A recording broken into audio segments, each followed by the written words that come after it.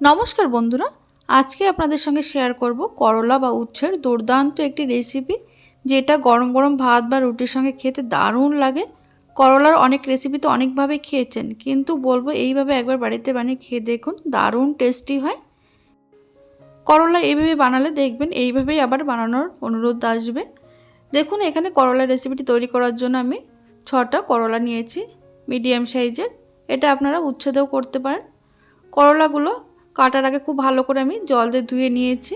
এবার দেখুন, দু সাইডটা বাদ দিয়ে করলাগুলো এইভাবে গোল গোল করে কেটে নিতে হবে। এখানে করলা খুব বেশি মোটা বা খুব বেশি পাতলা হবে না, একটু মিডিয়াম মতন কেটে নিচ্ছি, ঠিক এরকম। আর দেখুন, ভেতরে বীজ যেগুলো শক্ত হয়ে গেছে সেইগুলো আমি ফেলে দেব। যদি কচি হয় তাহলে ফেলার কোনো দরকার নেই। এইভাবে আমি সবগুলো কেটে নিয়েছি। এবার একটা বাটিতে আমি তুলে নিচ্ছি। এবার এই করলা বা উচ্ছের মধ্যে জল দিয়ে দিলাম 1 গ্লাস মতো। জল দিয়ে খুব ভালো করে দেখুন করলা যাতে ডুবে যায়, ঠিক সেরকমভাবে জল এখানে দিয়েছি। আর দিয়েছি এখানে হাফ চামচ নুন, আর দিয়েছি সামান্য পরিমাণে হলুদ। নুন আর হলুদ দিয়ে 10 মিনিট আমি ভিজিয়ে রেখেছিলাম। এবার 10 মিনিট পর আমি এই জল থেকে খুব ভালো করে চেপে চেপে জলটা ঝরিয়ে নিচ্ছি।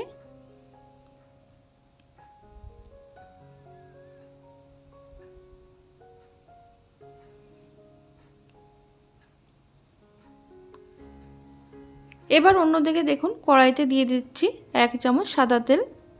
তেল ভালোভাবে গরম হয়ে যাওয়ার পর এবার গ্যাসের আঁচ মিডিয়ামে রেখে ধুয়ে রাখা করলাগুলো দিয়ে দিলাম।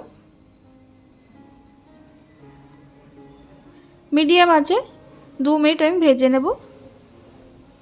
একটু নাড়াচাড়া করে নেওয়ার পর এবার এর মধ্যে দিয়ে দিচ্ছি সামান্য পরিমাণে নুন। খুবই সামান্য নুন দিয়ে দিলাম। এর মধ্যে এখন আমি আর হলুদ দেব না। নুন দিয়ে করলাগুলো 2 মিনিট ভেজে নিচ্ছি।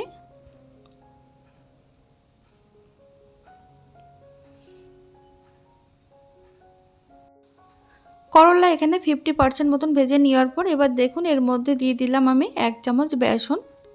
বেসন দিয়ে গ্যাসের আঁচ লোতে রেখে আরও 1 মিনিট ভেজে নিচ্ছি।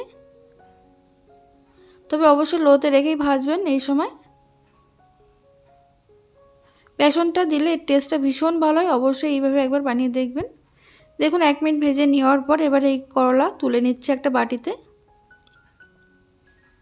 এবার বাকি রান্নার জন্য দিয়ে দিচ্ছি আমি 1 চামচ সাদা তেল। এই রান্নাটা একদম কম তেলেই তৈরি করে নেওয়া যায়, যেহেতু বেসন দিয়েছি। বেসন দিলে তেলের পরিমাণটাও খুব কম লাগে। দেখুন, তেলটা ভালোভাবে গরম হয়ে যাওয়ার পর দিয়ে দিলাম সামান্য পরিমাণে গোটা জিরে আর সামান্য কালো সর্ষে। দিয়ে দিয়েছি একটা কাঁচা লঙ্কা কুচি ঝালের জন্য। আর দিয়ে দিলাম একদম মিহি করে কোচানো পেঁয়াজ একটা মিডিয়াম সাইজের। গ্যাসের আঁচ লোতে রেখে মশলাটা খুব ভালোভাবে, মানে পেঁয়াজটা খুব ভালোভাবে ভেজে নিতে হবে। দেখুন, হালকা একটু লালচে রং চলে এসে পেঁয়াজটা ভাজা হয়ে গেছে। এবার এর মধ্যে দিয়ে দিচ্ছি আমি 1 চা চামচ মতো গ্রেট করা আদা রসুন। এখানে গ্রেট করা আদা রসুনের পরিবর্তে আপনারা আদা রসুন বাটাও ব্যবহার করতে পারেন। দেখুন, আদা রসুনের কাঁচা গন্ধ চলে যাওয়া পর্যন্ত খুব সুন্দর করে ভেজে নিয়েছি। এবার এর মধ্যে আমি দিয়ে দিচ্ছি একটা মিডিয়াম সাইজের গ্রেট করা টমেটো। টমেটো দিয়ে একটু কষিয়ে নেওয়ার পর তারপরে এর মধ্যে দিয়ে দেবো আমি গুঁড়ো মশলা। দিয়ে দিচ্ছি হাফ চা চামচ মতো জিরের গুঁড়ো, হাফ চা চামচ ধনে গুঁড়ো। দিয়ে দেবো এর মধ্যে হাফ চা চামচ মতো কাশ্মীরি লাল লঙ্কার গুঁড়ো কালারের জন্য। আর দিয়ে দিচ্ছি সামান্য পরিমাণে হলুদ। দিয়ে দিচ্ছি স্বাদ মতো নুন। এবার এর মধ্যে আমি দিয়ে দেবো সামান্য পরিমাণে জল, যাতে করে মশলা পুড়ে না যায়। লো আছে মশলা এবার 2 মিনিট খুব ভালো করে কষিয়ে নেব।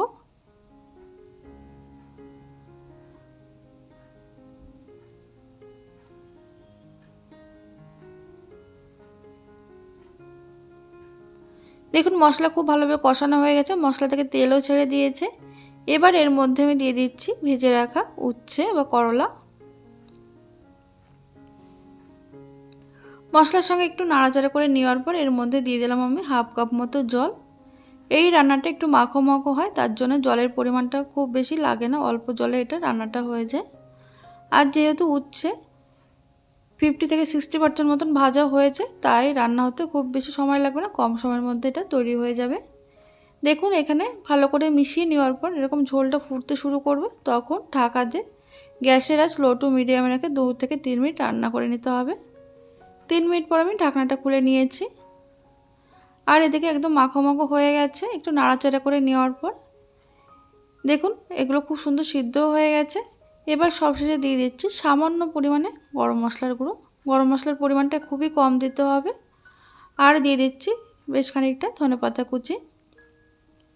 খুব ভালো করে মিশিয়ে গরম গরম ভাতের সঙ্গে বা রুটির সঙ্গে খেয়ে দেখুন, অসাধারণ লাগে। দেখুন একদম রেডি হয়ে গেছে পরিবেশন করার জন্য। তাহলে বন্ধুরা আজকের রেসিপি যদি ভালো লেগে থাকে লাইক কমেন্ট শেয়ার করতে ভুলবেন না, আর চ্যানেলকে সাবস্ক্রাইব করে পাশে থাকবেন।